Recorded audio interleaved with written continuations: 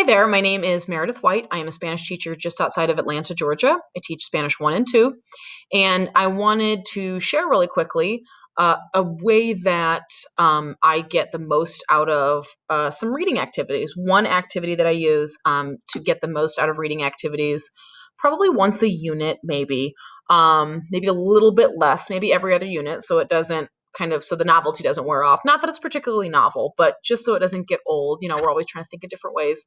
And we're also always trying to use all kinds of different resources and approaches and materials, and that can be exhausting. So I like it when, well, not can be, that is exhausting. So I like it especially when I can use resources and ideas forward, as in I can keep using them. So we used it Monday. Okay, great. Tuesday, let's follow up and do X with this text. Now, Wednesday, let's revisit. And it becomes sort of this living process. I think that's important instead of feeling frenetic, like we just move activity to activity. One of the things I like to do, so let's just jump right into it, is play the unfair game. I've got that pulled up on Martina Bex's blog right now. The unfair game is delightful, and it's delightfully unfair. And it's awesome because there's some skill involved, knowing a text or knowing, the answers to the questions, but also it's just pure dumb luck. And basically, in a nutshell, how the unfair game works is you have a set of questions that you've already devised, and you've already randomly assigned them a point value. You ask the question to certain groups or pairs or whatever. I like groups because it goes a little faster. You ask the question to certain groups, and if they get it right, this is how I play it at least. If they get it right, they then get to decide, do we want the points or do we want to give the points away? They don't know how many points there are yet, and there are some with negative values. So they could get it right, and I'm like, okay, do you want to receive the points or do you want to give the points away? And they're like, ooh, we want to give the points. They try to read your face to see if they can tell if it's negative or positive. My points range from positive 25 all the way down to negative 25, including 0. And so it could be 0, it could be positive 25.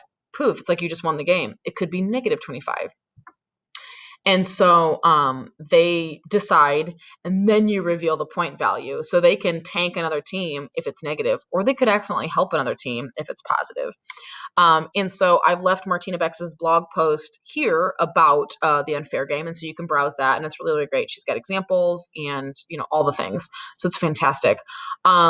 The way I like to follow up with the unfair game is then it becomes a dictation. So I'm reading the questions, and here's an example from Bryce Hedstrom's story, El Hotel Elegante.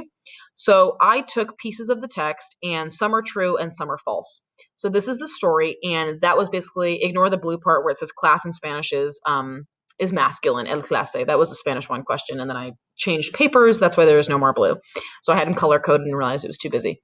So in the dark red are the questions from the text. They're just statements or summary statements or false statements that I've created. In the pink off to the side is the question number. And then in green is the point value, which is secret. So team A says, número dos, we want question number 2. I'm like, okay. El hombre se llama Jose. Cierto o falso? They don't have to be true or false. These just all are because the story is new. Cierto o falso? So the consensus group response, falso. Correcto. ¿Quieren recibir los puntos o quieren dar los puntos? Do you want to receive the points or do you want to give the points? And they kind of decide, come up with a group consensus. Dar. I'm like, oh, ¿a qué grupo? Which group do you want to give them to? De. And it's usually their friends. They try to tank their friends, which is great. And so then question 2 is actually positive 2 points. And so they're like, oh man, we gave them credit. Or if they kept the points, they're like, yes, because they didn't get negative 25 or negative 10 or whatever. And it goes on like that. So you could essentially, and I've had groups do this, get all the questions right and have negative 40 points because everyone just decides to dump on you. I've had teams also win and miss a few.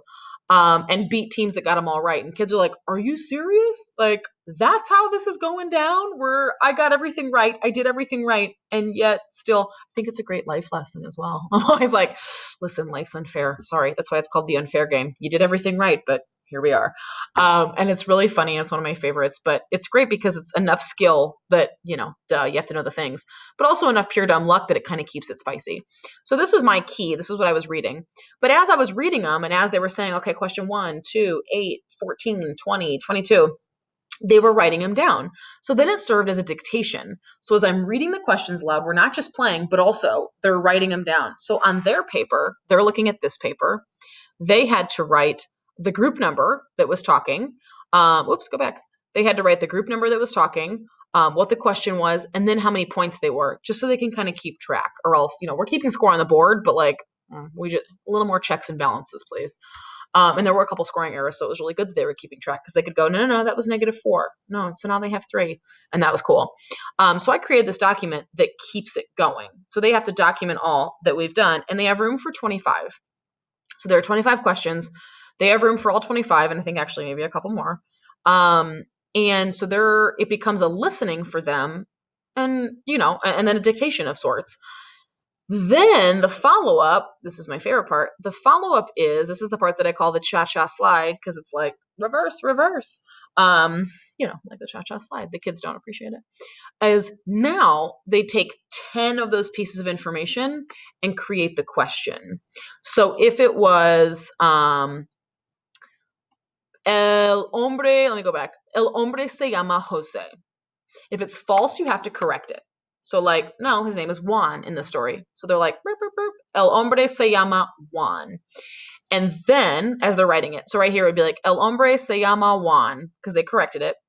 And then down here, if they want to use that one for their first one, then what's the question? If the answer is the man's name is John, what was the question? What's the man's name? Is the man named John or Joseph? That's about it. That's all I can come up with what's the man's name, because that's a pretty straightforward question.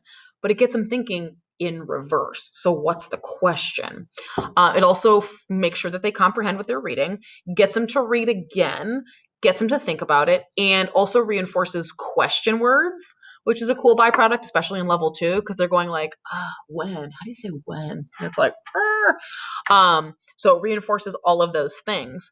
So they do 10. There's no reason 10 is sexy. If you see some kids lagging back, I'm like, 5 is fine for you. Because really, ultimately, at the end, all they need is 5. But anyways. So then they take it a step further and ask any 5 people one of the questions that they made. So can I form a question here and so on and so forth? Ask somebody else so that they understand what I'm asking and can answer it. Now, ideally, here's the cool part. Ideally, the answer is the original sentence. So, ¿Cómo se llama el hombre se llama Jose? Oop, it's false. Let me fix it. El hombre se llama Juan. Then I form the question. ¿Cómo se llama el hombre? What's the man's name? If I turn to my partner, lights in my classroom just went off. That's cool. Their motion sensor. Oh, so did the air conditioning. Great. If I turn to my partner and say, ¿Cómo se llama el hombre? And they're like, se llama Juan.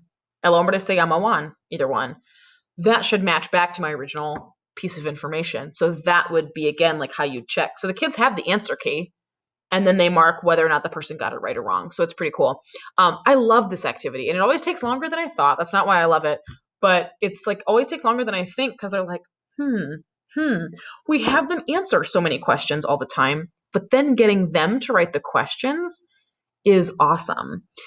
You can then use their questions. It's basically like they're designing like your circling questions, or they're designing. Then you can retell the story and use their questions, which I've done, which is funny. It's like, okay, let me take your paper. And those are the only times that I get to stop and ask the question, is like, what did she say? Like your checks, like you would. Clase, hay un hombre. ¿Cómo se llama el hombre? El hombre se llama Juan. And then you can confirm with the person. Is that the right answer? Okay. I've had a student also hold a bell before, and she'll bing when she wants to stop me. And so she can ask the class a question, like to confirm for understanding. So it's like giving them a piece of PQA, personal questions and answers, or circling or whatever. They're like, bing, like just one of these little, where is it? You have to hide it or else they'll be dinging it all day. One of these little things. So you're like, I'm going to tell the story. You stop me when we can ask the question. And then you can pass the bell, which is really fun. So it's like you have to ask one of the questions, gets them thinking, okay, which of my questions am I going to ask? Also, when is the most appropriate time in the story? Because I'm just going to keep story asking, storytelling, circling, I'm going to do all the things. So when it's like, And then I have to pause, like I have to stop for a second, and they're like, clase, como, and they're reading their paper, like, como se llama el hombre? And the class is like, se llama Juan. And they're like, continue.